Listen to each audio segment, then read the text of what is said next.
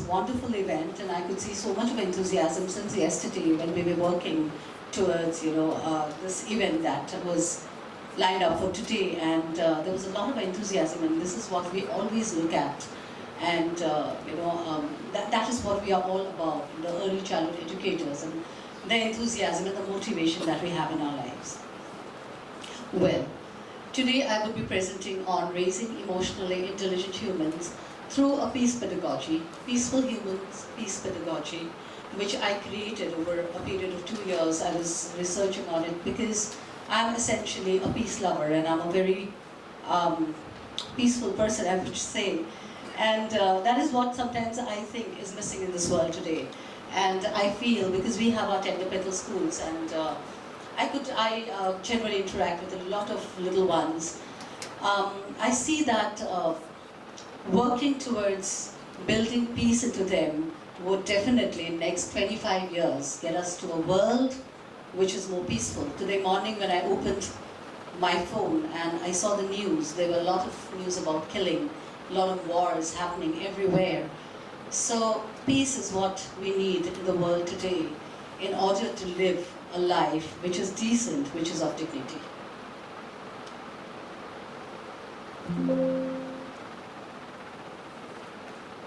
So I will be covering a few of the topics that are written here.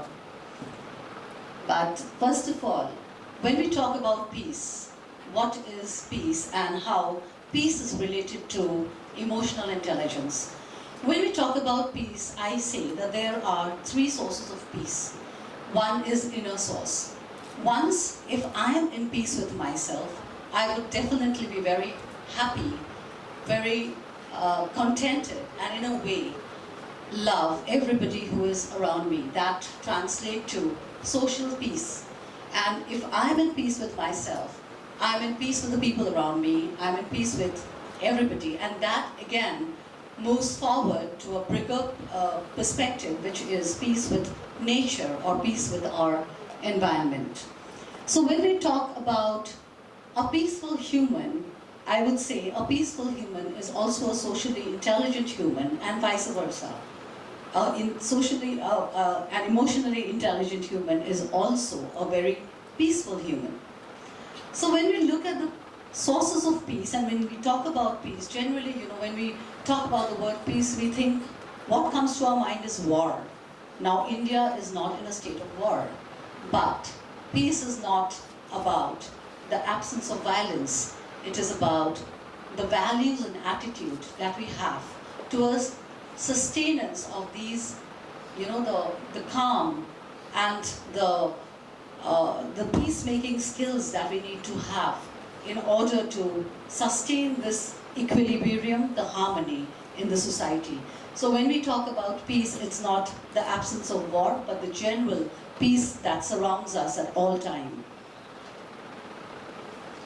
So how would a socially, emotionally intelligent person look like?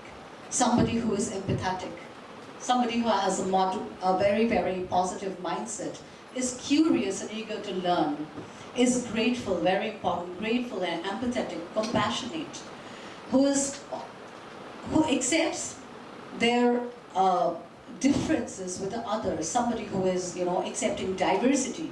Because what challenges us is when somebody is different from us, and then that is where our ego comes in, and that is where the clash happens. So we need to accept diversity, resilience, and accept challenges. Well, resilience has a different aspect altogether, but again, an emotionally intelligent person can also work through the challenges that come to their lives, and they are receptive to feedback. Feedback is something we generally avoid, but feedback is something that enables us to grow. And there are many others, I've noted a few. So when we come to the early childhood period, this is where I work, and I've been here for the last 24 years. I started my first preschool when I was just 23 after leaving Delhi. I completed my graduation from Miranda House and then did my post-graduation and moved back to my hometown, which is in Assam, to contribute or do something for the society there. And from that point of time, I've been working with children in the early years, in the classroom, as a principal, as an entrepreneur who launched Tender Petals brand, and then as a social worker, when we work with children from the marginalized sections of the society, try to inculcate these skills in them. Because again, like Dr. Kaul said, parents who are not aware are not able to raise children in the right direction or guide them in the right direction. So when we talk about the brain architecture, this is the most formative period. Children, they come as a tabula rasa. Of a plain piece of paper, whatever we write in them is what stays with them. It is like, when we talk about putting your hand in the wet cement, and that impression lives forever. And this is a time when children learn the different skills of interaction. They start to develop language. And as and when they start to develop language, they talk about their needs, they express their desires, they express even their anger. And similarly, cognition, socio-emotional capacities, and other physical abilities, all of it grow at that time, and it is through the social interaction, the environment in which the children live. And sometimes I would say epigenetics has a huge role to play. Even it, sometimes surpasses what we have in our genes, because it's the environment that shapes us. What I think about myself today has been told to me since those times, the things, how I perceive myself, were the dialogues, the words that were around me when I was younger, when I was a little child. And this period is most crucial to develop these vital socio-emotional skills, which are critical thinking, problem solving, communication, collaboration, and very responsible decision making. So what is a chaotic versus a peaceful mindset? If we look at children, if we go to their lives now, we see for a child just moving out of their comfort zone, which is the home, and walking into the school, which is a huge building, kind of makes them very fearful and anxious. And these are small ways in which children, they feel fear. They're not able to control their emotions at times, and they are, they feel overwhelmed, they feel lost, they feel, some of the children, if they are unfortunate children, even face trauma during the early childhood years. And all of these are ways in which their peace is distorted in the mind, and this is when the neural networks which are formed have a lot of negative impact, and these stay back in our mind. There's so many incidents in my life which I would not recall now because I've just got 10 minutes, which comes as a quick feeling to me, but I do not understand where did I get it from. And when I look deep down into my inner child, I see it was embedded, that seed was embedded when I was a child. And now I have taken conscious decisions, conscious ways of taking it out. So if we do the right thing at the right time, we may not require intervention. We require a lot of intervention in these days, because when we are so agitated, when we are so fearful and anxious, our stress response system takes off. And these are in two very, very simple languages. It's the flight-fright system and the cortisol system. So it kind of stresses us, kind of freaks us out, gives us sweaty palms, very, very fast heartbeat and whatnot. And then we are not able to emotionally self-regulate ourselves and maybe take a step which is not the right one. Versus when we talk about a peaceful mindset, an emotionally self-regulated child understand and label one's emotions, learn to regulate the feelings, deal with their feelings, respond and not react. Because we suddenly react when there's a stress flight, there's a fight-flight response, the amygdala hijack. We do not think. Our frontal cortex, the frontal part of the brain, it stops thinking and analyzing, and we just go into a decision which may be a very, very quick decision that is not right.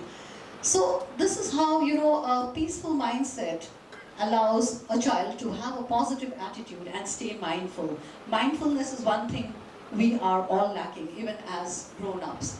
With the gadgets, with the world moving at such a fast pace, fast food, very, very quick, results that we want in our lives, we have stopped being mindful. And that is where we lack and we kind of lose the peace that we look into ourselves. the sources of peace, a peaceful person within. And the outcomes of a peaceful mindset is an emotionally intelligent child, an intelligent, emotionally intelligent grown-up human being, problem solver who's a good decision maker or resilient, and a peaceful and kind person. That is what we need in this world more than ever. We need kind people. This is where the peaceful human early years peace pedagogy comes in. So for me, if I personify peace, I look at peace as a person who is, he is a patient listener, a proactive problem solver, an empathetic human being. If peace walks this earth, this is what it would look like: a calm, collaborative person who is ethical and moral values, very important. We left it during the Industrial Revolution when money took over our feelings. And this is what we need to reverse in this world, slowly and gradually. And why in the early childhood years? Now when we talk about peace, peace is a big word, peacemaking. We are talking about the MUNs, we are talking about the Model United Nations, students of class 8, 10, they go for MUNs. But what if these are inculcated in the child's mind right from the start? We would not actually require MUNs. We will have each child empowered to take wonderful and responsible decisions, even at the nation building stage. If tomorrow we have your students of Salwan, our students of Tender Petals may lead the nation, and how they do it, it might be incorporated in the minds right from the start. And this is what we can identify when we look at an early years pedagogy that promotes peace. The children are able to recognize and express feelings, engage in peaceful mitigation, and identify needs. And they know that there is an alternative to violence, there's an alternative to being aggressive. They recognize the triggers. Every person has a trigger. What makes us non-peaceful, right? Right now, if I am just standing here and somebody comes and speaks to me in an indecent manner, I get angry. Do I analyze? I don't. I may take an action, but if I'm peaceful, if I'm emotionally self-regulated, I would analyze. I would look at that person and think from his point of view or her point of view, put myself in her shoes and try to understand where she is coming from. And that would enable me to kind of mitigate this conflict that may become a very big conflict in the years, over the time. So they understood they start understanding the triggers, they communicate, they start listening, taking turns. They separate facts from emotions, they take shared decisions, analyze and critically think. And these children are more responsible, compassionate. They have more perseverance, they're honest, cooperative, and kind and tolerant.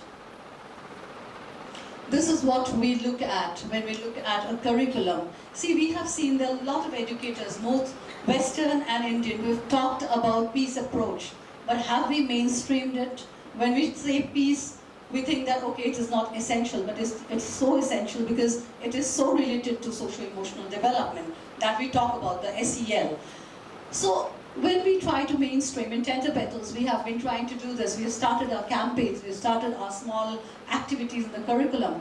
First, I would be talking about a peace school design, something which is peaceful. When a child comes in, when I walked through the corridors of your school, I felt that peace. There was flowers, there was connect with nature.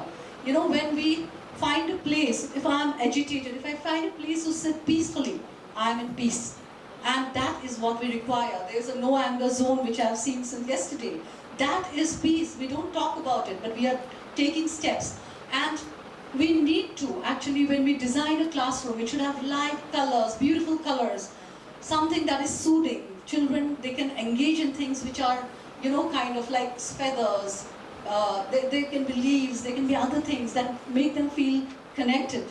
And then looking at the peace climate, the class and the school should be a peace zone where we do not use mindless words. We do not create any kind of, fear or anxiety in the child, because we are dealing with children in the very early years, and then family involvement, which ma'am talked about.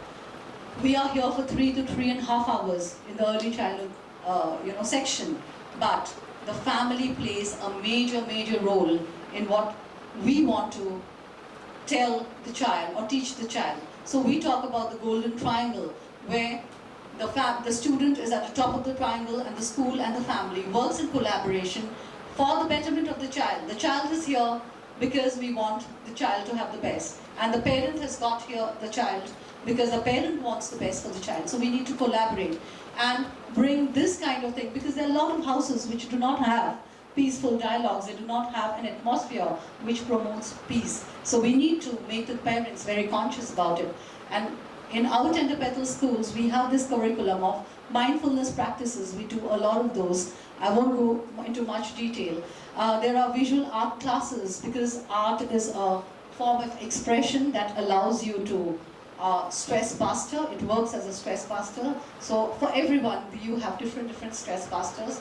Art, I feel, is a big one, because it's one for me as well. We do performing arts. When you dance, when you act, you vent out your feelings, you vent out your anxiety, when you're feeling happy, even that, you kind of express, and that gives you a lot of peace. Storytelling, I would say, is a very important tool in our curriculum, because stories, through generations, and even in everybody's life, I feel every one of you have heard stories from your grandparents, from your parents, and they stay back with us. And these peace stories, we weave peace stories for children to understand, to make them understand, values of these, the values of peace, honesty, justice, all of it. And these stories work as wonderful tools to spread this message and nature connection. Our school in Sorburg, the last 2 photographs, we have schools in very interior parts of Assam. They do not have those facilities, but then they have nature. And nature, I feel, being our third teacher, is the best place to learn from. And these children, we just had that photograph where the child is hugging a tree. He said, I love this tree. We did not even ask him. He just went and he said, oh, the tree, it's painted with white, to save that, there are a lot of caterpillars in the northeast of India. So we put this limestone coatings. And he went and he hugged the tree. Oh, it's looking so beautiful, and I love this tree. That is the connect. And we sometimes draw our children away from that connect. We make them very mechanical. We tell them, this is what is expected of you. And then they lose themselves and they are lost. So this is what we have been doing. And as early years educators, I feel this is our responsibility to create a peace zone in our classroom. Be mindful and calm. If I'm mindful, if I model mindfulness, then only I will be able to spread it to others. If I'm angry, if I'm anxious, I will not be able to, just tell. Because children learn by seeing, not by hearing. So I need to be modeling those that I am teaching. Practice what you preach. So we need to be very non-judgmental. We need to allow every child to make decisions, to be connected, to be able to participate, to have their voice. It should be a very democratic setup. And then promote these skills of leadership over competition. Here, the Finnish education, I would like to praise that, because Finnish education, I'm very closely connected to their system of teaching, where they do not promote any competition. I've seen in India, it's a lot of competition, but they promote leadership skills. We at the Youth Squad do that. Today, we have given a youth leader the first opening session. Why? Because we want young children to be advocates. Tomorrow, I will go out. We need the young ones to come in as leaders and promote and keep doing this good work, because we will not be here forever. This is what we need to leave a legacy for the young ones. And that is when we have a democratic setup in the classroom, the child knows that their voice matters. We need to declare it a peace zone. We need to communicate mindfully, and then we need, as early childhood educators, we have a lot of burnout. We do a lot of work. Even yesterday we were working till so late, and then today we are expected to come and sit and listen, be mindful. But yes, we need to be exerting a lot of self-care, love ourselves, because the first source of peace is loving yourself, and then only we can spread the love out. And this is my message, that the greater goal of humanity is to live and let live. And as early years educators, we need to strive to create an ecosystem that respects every life, every human being, every animal, every living thing, and that I feel should be inculcated in the right manner right from the start, in small capsules. And we will see in next 25 years, when maybe I'm in my 60s plus, we will see a better world. And that is what I strive for, and that is the peaceful human, peace pedagogy. Stay peaceful and stay mindful. Thank you for a patient listening.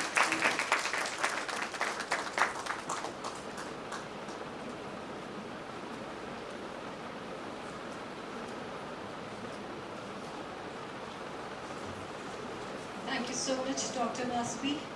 I think if we are able to, give that peaceful approach to the students, if we are able to nurture peaceful individuals, we will be spending more time in mutual growth than resolving conflicts. Thank you so much for that presentation. And now, without taking much time, I announce the high tea. Just to make things comfortable, we have made arrangements in two places. One is just outside and one is in the basement. I request all the speakers to move to the foyer area and all the delegates to move to the basement.